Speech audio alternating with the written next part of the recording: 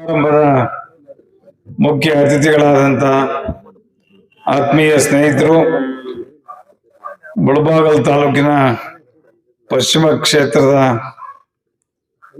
ನಿರ್ದೇಶಕರು ಹಾಗೂ ಮಾಜಿ ಜಿಲ್ಲಾ ಪಂಚಾಯಿತಿ ಸದಸ್ಯರು ಆದಂತ ಸಾಮೇಗೌಡ್ರೆ, ತಾಲೂಕಿನ ಉಪನಿರ್ದೇಶಕರಾದಂತ ಅನುರಾಧ ಮೇಡಮ್ ಅವರೇ, ಹಾಗೇನೆ ಈ ಭಾಗದ ಗ್ರಾಮ ಪಂಚಾಯಿತಿ ಅಧ್ಯಕ್ಷರು ನಮ್ಮ ಸ್ನೇಹಿತರಾದಂತ ಕೇಶವರೆಡ್ಡಿ ಅವರ ಧರ್ಮಪತ್ನಿಯವರೇ, ಹಾಗೂ ಮುಳಬಾಗಿಲು ತಾಲೂಕಿನ ಉಪವ್ಯವಸ್ಥಾಪಕರಾದಂತ ಕಿರಣ್ ರವರೇ, ನಮ್ಮ ವೈದ್ಯಾಧಿಕಾರಿಗಳೇ,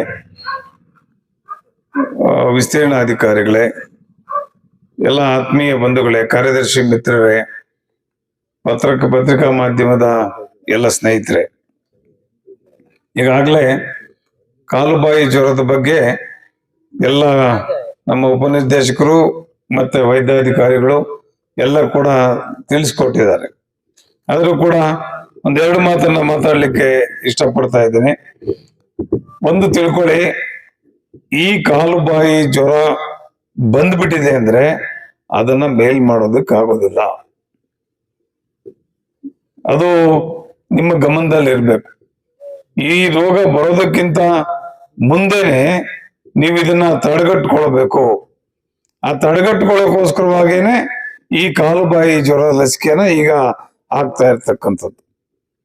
ಈ ಕಾಲುಬಾಯಿ ಜ್ವರದ ಲಸಿಕೆ ಕೇಂದ್ರ ಸರ್ಕಾರ, ರಾಜ್ಯ ಸರ್ಕಾರ, ಮತ್ತೆ ಕೋಲಾರ ಹಾಲು ಒಕ್ಕೂಟ ಮತ್ತು KMF ಎಲ್ಲ ಜಂಟಿಯಾಗಿ ರಾಜ್ಯಾದ್ಯಂತ ದೇಶಾದ್ಯಂತ ಮಾಡ್ತಾ ಇರ್ತಕ್ಕಂಥ ಒಂದು ಪ್ರೋಗ್ರಾಮ್.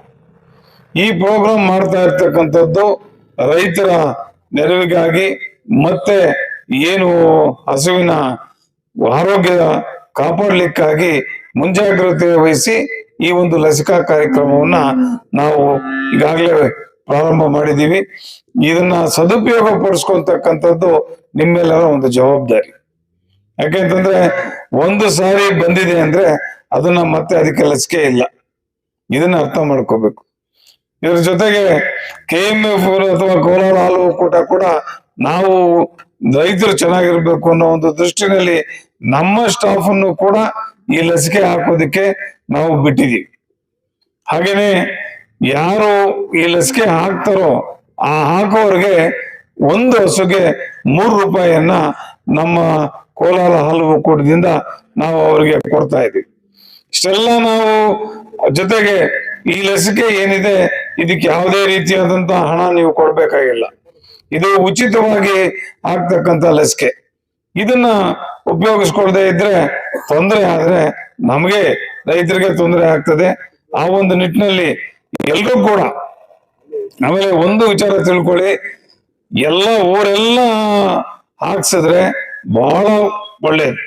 ಅಥವಾ ಕೆಲವಾರು ಹಸುಗಳು ಬಿಟ್ಟು ಹೋದ್ರೆ ಅವುಗಳಿಗೇನಾದ್ರೂ ಕಾಯಿಲೆ ಬಂತು ಅಂದ್ರೆ ಮತ್ತೆ ಬರುವಂತ ಸಂದರ್ಭ ಇರ್ತದೆ. ಅಂತ ಸಂದರ್ಭದಲ್ಲಿ ಅದನ್ನ ಕಾಯಿಲೆನ ಮೇಲ್ ಮಾಡೋದಕ್ಕೆ ಆಗೋದೇ ಇಲ್ಲ.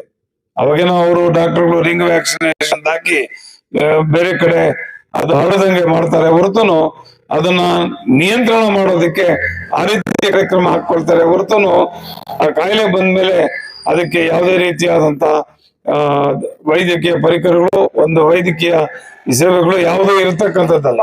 ಆದ್ರಿಂದ ಮುಂಜಾಗ್ರತೆ ತಗೊಳ್ಳದೆ ಈ ಒಂದು ಕಾಲುಬಾಯಿ ಜ್ವರನ ನಿಯಂತ್ರಣ ಮಾಡೋದಕ್ಕೆ ಇರ್ತಕ್ಕಂಥ ಒಂದು ಕಾರ್ಯಕ್ರಮ. ಜೊತೆಗೆ ಇದಕ್ಕೋಸ್ಕರ ಲಸಿಕೆ ಹಾಕೋದು ಕಡ್ಡಾಯ ಅಂದ್ರೆ ಗೌರ್ಮೆಂಟ್ ಅನ್ನು ಕಡ್ಡಾಯ ಮಾಡಿದೆ, ಅದ್ರ ಹಾಕ್ಸ್ಕೊಳ್ಳೋದು ನೀವು. ಏನಾಗ್ತದೆ ಅಂತಂದ್ರೆ ಒಂದೆರಡು ದಿವಸ ಹಾಲು ಕಮ್ಮಿ ಆಗ್ಬಿಡ್ತದೆ, ಜ್ವರ ಬಂದ್ಬಿಡ್ತದೆ ಅನ್ನೋ ಒಂದು ಭಯ ಇರ್ತದೆ. ಅದು ಕ್ಷಣಿಕ ಮಾತ್ರ. ಆದ್ರೆ ನಿಮ್ಗೆ ಈ ಕಾಯಿಲೆ ಬಂದ್ರೆ ಪೂರ್ತಿಯಾಗಿ ಹಸು ಹೆಚ್ಚು ಕಡಿಮೆ ಆಗುವಂತ ಸಂದರ್ಭ ಇರ್ತದೆ. ಅತಿರೇಕಕ್ಕೆ ಹೋದ್ರೆ ಮರಣ ಹೊಂದುವಂತ ಪರಿಸ್ಥಿತಿ ಕೂಡ ಇರ್ತದೆ. ಹಂಗಾಗಿ ನೀವೇನ್ ಮಾಡ್ಬೇಕು ಅಂತಂದ್ರೆ ಮರೀದೆ ನಿಮ್ದು ಹಾಕ್ಸ್ಬೇಕು, ನಿಮ್ಮ ಪಕ್ಕದಲ್ಲಿ ಇರ್ತಕ್ಕಂಥವ್ರು, ಊರಿನಲ್ಲಿ ಇರ್ತಕ್ಕಂಥವ್ರು ಎಲ್ಲರನ್ನ ಕರ್ಕೊಂಡ್ಬಂದು ಹಾಕ್ಸ್ಕೊಂಡ್ರೆ ನಿಮ್ಮ ಊರು ಸೇಫ್ ಆಗ್ತದೆ. ಈ ಒಂದು ಕಾಲುಬಾಯಿ ಜ್ವರದಿಂದ ಮುಕ್ತಿ ಹೊಂದದೆ. ಇದನ್ನ ಅಮಲು ಜಾರಿ ಮಾಡೋದಕ್ಕೋಸ್ಕರವಾಗಿ ನಮ್ಮ ಪಶುಪಾಲನಾ ಇಲಾಖೆಯವರು ಇದ್ದಾರೆ, ನಮ್ಮ ಕೋಲಾರ ಹಾಲು ಒಕ್ಕೂಟದ ಅಧಿಕಾರಿಗಳು, ವೈದ್ಯಾಧಿಕಾರಿಗಳು ಎಲ್ಲ ರೆಡಿ ಇದ್ದಾರೆ, ಅವ್ರು ರೆಡಿ ಇದ್ದಾರೆ. ಆದ್ರೆ ಅದನ್ನ ಉಪಯೋಗಿಸ್ಕೊಳ್ತಕ್ಕಂಥದ್ದು ನಮ್ ಜವಾಬ್ದಾರಿ. ನಾವು ಉಪಯೋಗಿಸ್ಕೊಳ್ಳಿಲ್ಲ ಅಂದ್ರೆ ಆರ್ಥಿಕವಾಗಿ ಬಹಳ ತೊಂದರೆ ಆಗ್ತದೆ. ರೈತರಿಗೆ ಒಂದು ಹಸು ಸುಮಾರು 1 ಲಕ್ಷ ರೂಪಾಯಿ ಖರ್ಚಾಗ್ತದೆ. ಈಗ ಒಂದು ಹಸು ಇಟ್ಕೋಬೇಕು ಅಂದ್ರೆ ಅಂತ ಹಸುಗೆ ಏನಾದ್ರು ಹೆಚ್ಚು ಕಡಿಮೆ ಆದ್ರೆ ಆರ್ಥಿಕವಾಗಿ ತೊಂದರೆ ಆಗ್ತದೆ.